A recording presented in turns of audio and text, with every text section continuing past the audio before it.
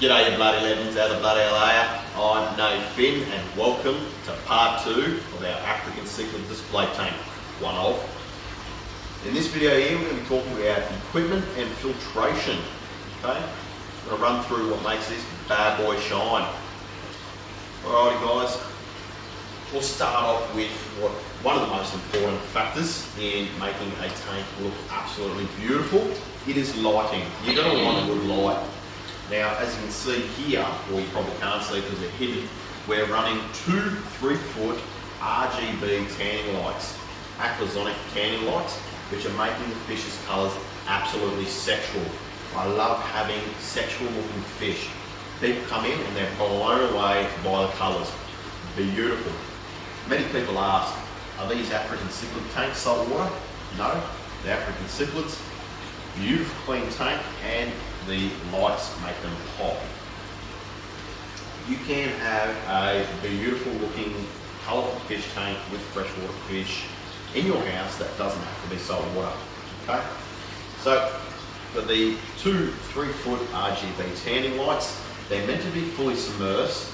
They're not fully submersed, but where the light chips are, it is submersed, so it is working properly.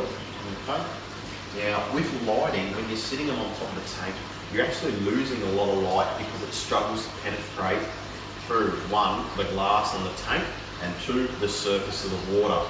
So having it submerged and getting a brighter, better quality light, and the fish are looking absolutely beautiful. Alright, now we've got the air pump, which is a Fluval Q2. Very quiet, very beautiful, very soft, and it makes a lot of air, as you can see. We've got the one there with the large air stone going all the way down, so it's about 60 centimetres of air line, and it's pumping quite well. I do like to have my air stones pumping quite heavily, and I do like to run air in all of my aquariums, just as a backup. If the main filtration goes down, at least we've got some surface agitation there from the air pumps. So throughout my tanks, you'll see that I do try and have a few different options in there in case something does fail. Okay. So we've got the air pump making some beautiful bubbles there, and then we have an ocean-free internal filter, which is 1,500 litres an hour. That there is just for one, current, and two, mechanical filtration. In there we've just got some sponge, and then in the centre tube we just have some biological medium. Not very much, but it is mainly a mechanical filtration and something to make more movement in the water. Okay. Now, sticking on the main tank, we also have some pothos on the top. Now that is also a form of filtration. Not only does it give the tank on the top some life, and it's hard with African cichlids because they do eat plant life. So if I put some in there, they will more than likely eat it. But with that on the top, we've got the roots in the water and they're absorbing phosphates and nitrates. So they are helping clean our tanks as well, along with looking very beautiful on the top. Now I am going to try possibly some anubias in here and maybe some thick valve or thin valve, but we'll see how we go. I'll try it once. If they eat it, I won't do it again. I have done it before. It didn't go too well. I think it lasted a couple of weeks. Could also be a lighting issue. We're going to try it and see how it goes, just to give the tanks a bit more colour, a bit more life. Okay, so that's all we got for that in the tank kind of thing, besides our sump system. So our sump system's down below, but in the tank we've got our bulkheads. We've got two on this side and two on this side. Start with this side here.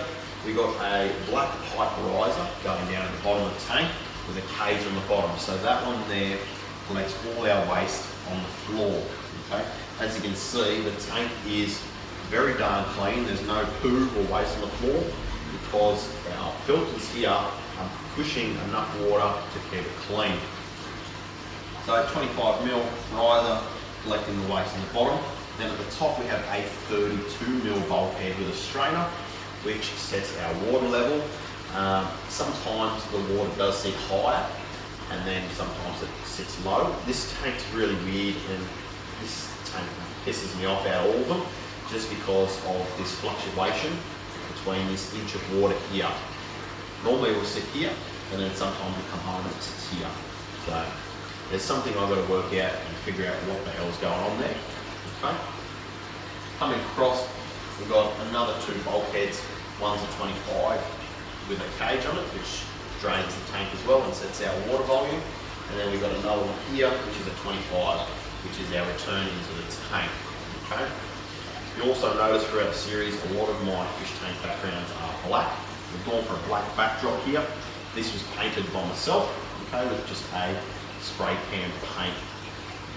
Pretty sure all the aquariums are black painted, besides one which may have a rock wall background. Okay.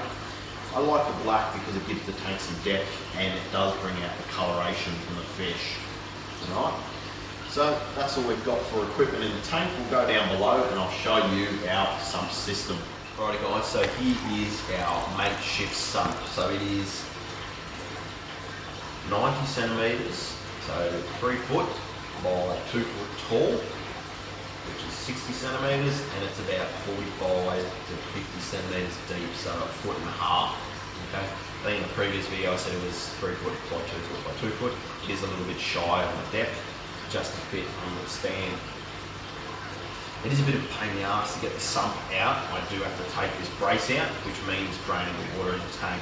So it's a bit of a flaw in the design, but I very rarely take it out. I think I've taken it out once and that was to work on something under here. So yeah, it's only come out once. Alright, so you've got all our piping coming down, all fixed in with some saddles to hold in place to stop it from rattling and bouncing. And then we've got some foam wrapped around that one because that one jolts a lot and knocks a bit on the wall, so we put some foam around that to stop that.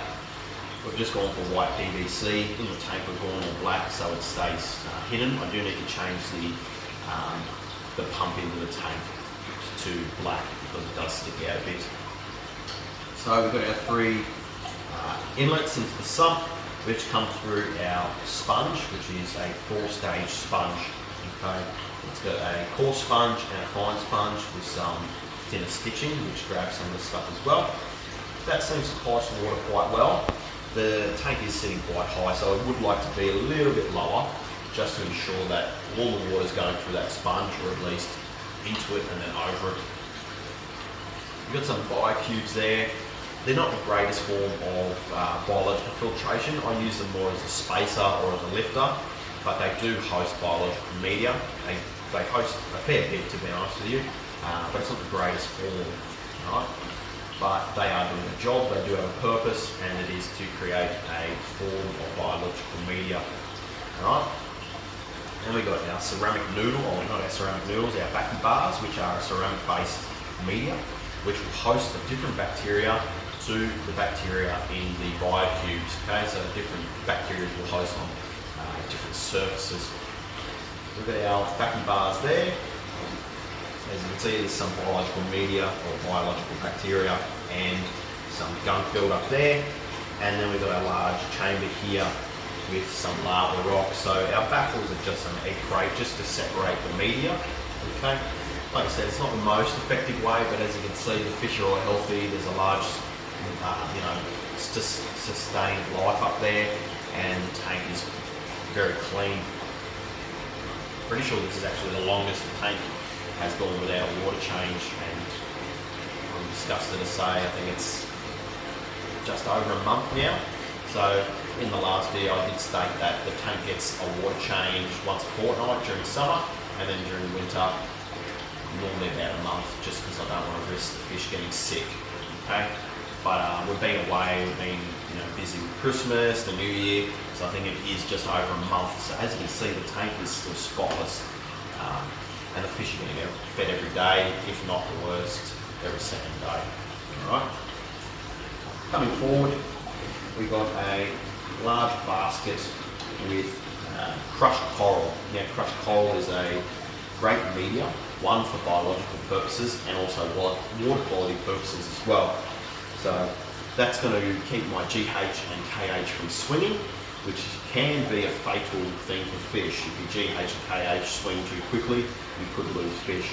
It also keeps my pH up high and nice and steady. This tank is currently sitting at 8.2, through its pH range. Okay. And just to chop it in, we've got a bag here with some cylindrical glass. Not done too much on it, but I'm guessing it does host another type of bacteria, as it's a different type of surface to the other medias in there. And I'd assume that the crushed coral would host something slightly different as well. And then we've got a bag of Purigen. Now the bag of Purigen is getting quite exhausted and will have to be regenerated. But the bag of Purigen, or the amount of Purigen I've got in the bag, is enough to sustain the tank, the sump, plus 25%. So that's my ratio for all the tanks. Okay. So we've done enough Purigen for the tank, the sump, plus 25%. So 25% extra, just to give you a bit of a buffering window as well, help it sustain and hold up with the tank. Alright. We've got some more media in a bag here. So this here is a finer lava rock in a bag, and then at the back there we've got some ceramic noodles as well. The pump returning all the water is a 7,500 litre per hour Aquasonic Sumo pump. It's a one-speed pump, there's no adjustments to it, and as you can see it sits quite fine with the tank. I think we've got 4 of these around the house. They're cheap, they're very good on energy, and I haven't had any issues with them, so I do rate them. Not sure if there's sponge in there at the moment, but once again that's another mechanical and also biological filtration. Sponge will host biological media. So yeah, we've got the filtration in the top there, we've got the filtration here, so we've got a large system of biological and mechanical filtration. We've got all our electronics on a surge protected board here. We've got our lights, which are running from an extension lead just because the cables are a bit shorter, and a double adapter. So if I need to turn the lights off, I just flick the one switch.